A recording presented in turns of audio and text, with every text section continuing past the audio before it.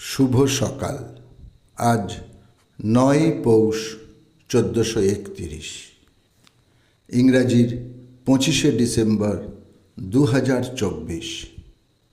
প্রখ্যাত ইংরেজ পদার্থবিজ্ঞানী, গণিতবিদ, জ্যোতির্বিজ্ঞানী, প্রাকৃতিক দার্শনিক এবং অ্যালকেমিস্ট ছিলেন আইজ্যাক নিউটন।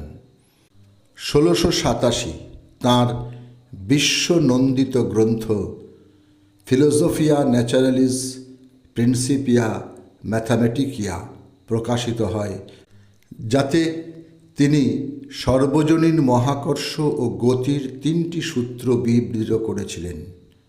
২৫শে ডিসেম্বর ১৬৪২ ইংল্যান্ডের লিঙ্কনশায়ারে তিনি জন্মগ্রহণ করেন।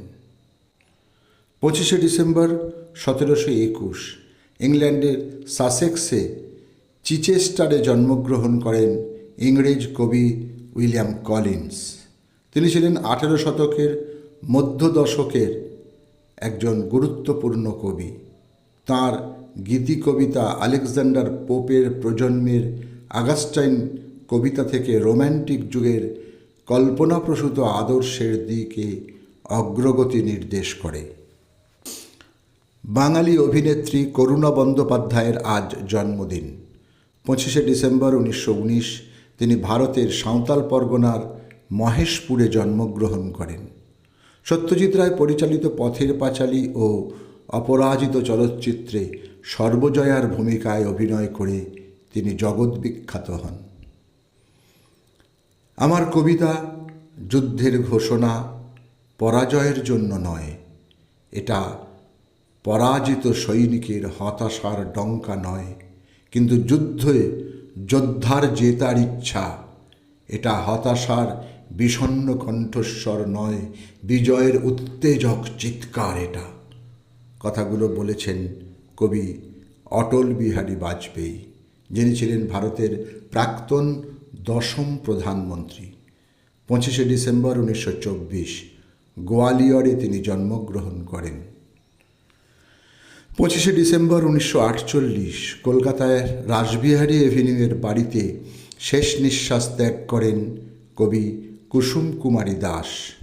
তাঁর জ্যেষ্ঠ পুত্র জীবনানন্দ দাস বিংশ শতাব্দীর বাংলা সাহিত্যের অন্যতম প্রধান এক জনপ্রিয় কবি ছিলেন।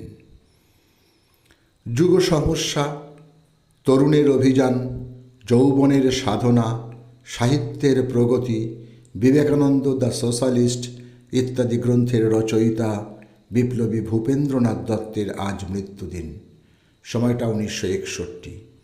পিতা বিশ্বনাথ দত্ত, মা ভুবনেশ্বরী দেবী এবং তাঁর দুই দাদা ছিলেন নরেন্দ্রনাথ দত্ত ও সাধক মহেন্দ্র। ২৫শে ডিসেম্বর ১৯৭৭ ৮৮ বছর বয়সে ঘুমের মধ্যে স্ট্রোকে আক্রান্ত হন এবং মৃত্যুবরণ করেন বিখ্যাত অভিনেতা চার্লি চ্যাপলিন। অভিনেতার পাশাপাশি তিনি পরিচালক এবং সুরকার।